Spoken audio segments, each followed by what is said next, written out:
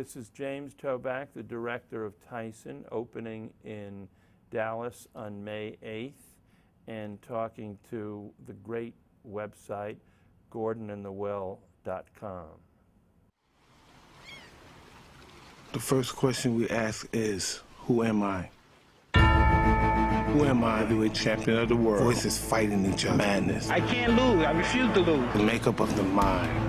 I met the president of Chechnya. I met the president of Istanbul. I'm going to relax some because I don't want my head to swell any more than it is. They gave me a parade in Moscow. They don't even speak English over there. I've always been interested in women. They have a magnetic force towards me. It's been pure hell. That was disastrous because I was too immature to be married. It was the most horrible time of my life. Going to prison, I lost my reputation. I lost everything that I worked so hard for.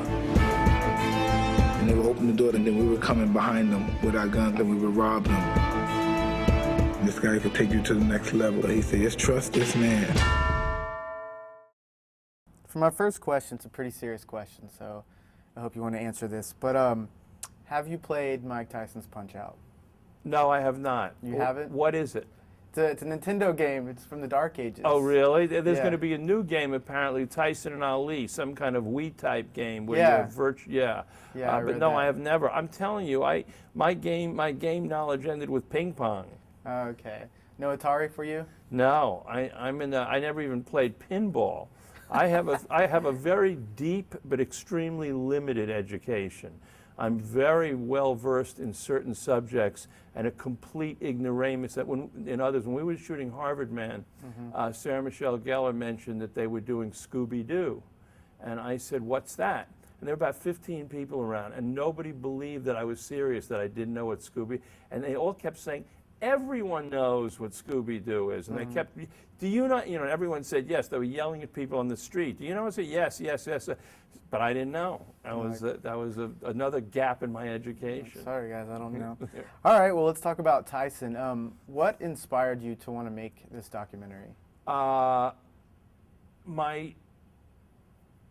notion that Mike Tyson represents the expression of a lot of highly fascinating and exciting and interesting aspects of contemporary life: race, sex, madness, crime, death, boxing. You can't make a movie about Mike Tyson without getting into all of those subjects.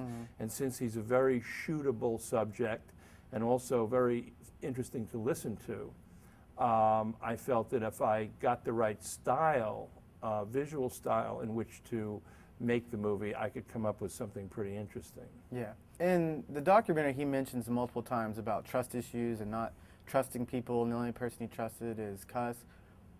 Why do you think he trusted you to be able to, film him talk about so many embarrassing things that he went through in his life?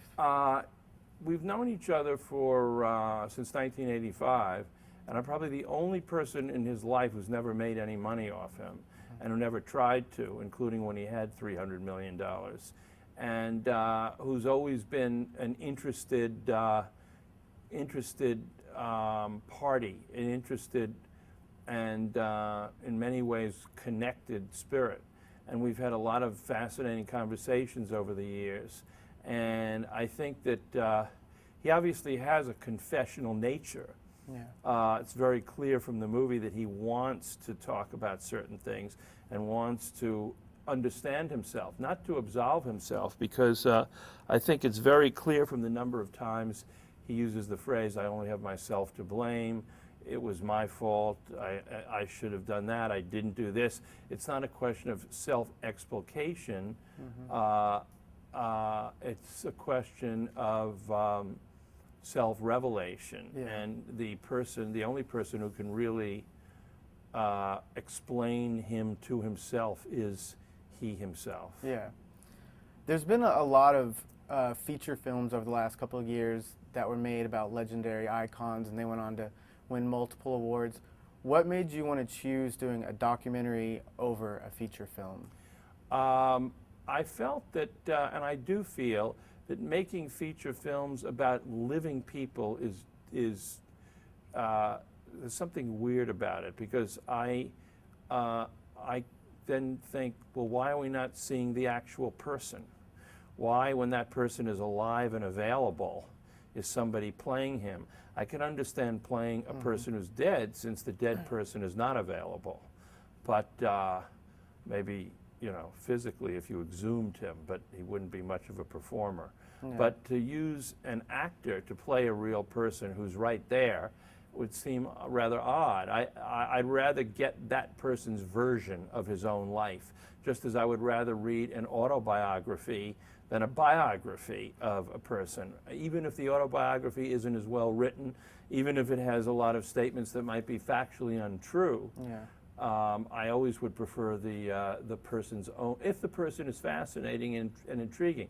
And if the person isn't, then why is someone else writing a biography about him or making a movie about him anyway? Yeah. Was there anything that you filmed that he was just like, don't put this in the movie? No, or... we had an agreement from the start that he would have no say whatsoever in what went in or what didn't. The only thing that I have to say, I mean, he certainly felt odd watching it. There was no question that there were things in it that made him disbelief, that filled him with disbelief that he'd said the things that he said. But the only overt comment was, did I have to show so many examples of his being knocked out? And I said, well, you know, we have you. I'm showing you what a great champion you were at the beginning of the movie, and then how battered you were at the end. But I did leave out the Danny Williams fight. And he said, oh, thanks. That's funny. It was the one bad defeat I didn't put in. Yeah. And I also saw in the opening credits, Nas was like co-producing. He did some of the music. Right. How did you get him on board with this? Nas was immensely eager to be part of it. As you can tell from the words to the song Legendary, which is about Mike, he kind of idolizes Mike, as they all do. The whole hip-hop world, if you ask for who's the iconographic figure of the hip-hop world, it's Mike Tyson.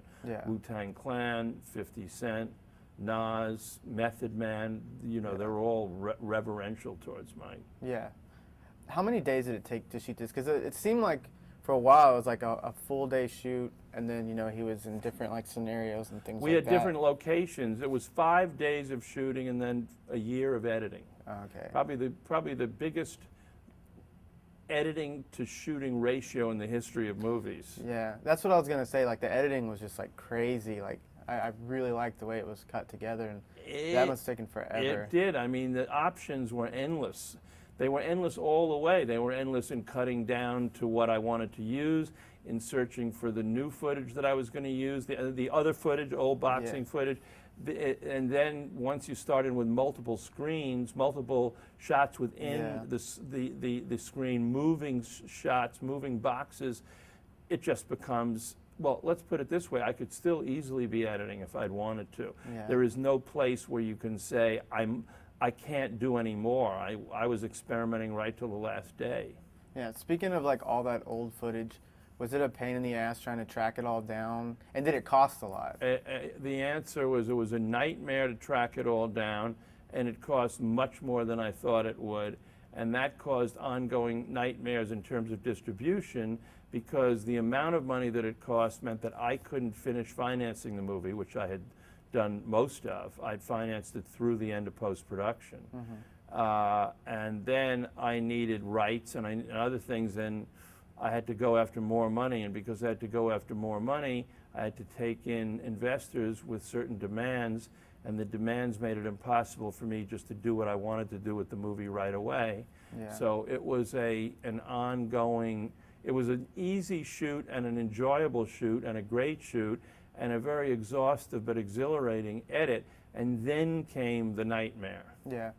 Whenever you finished wrapping and the first time y'all screened it together, were you a little nervous? No, I knew by the time I showed it to Mike that the movie really played well, and then I wouldn't even say nervous. I would say that I was excited when we had our first big screening, which was at the Cannes Film Festival last year, and Sony Classics, which eventually bought the movie and is distributing it, saw the reaction, as did other distributors, and it was even greater than I hoped it would be. We had a good 10-minute ovation afterwards. So in fact, I went a little overboard, you know, in my expectations after that.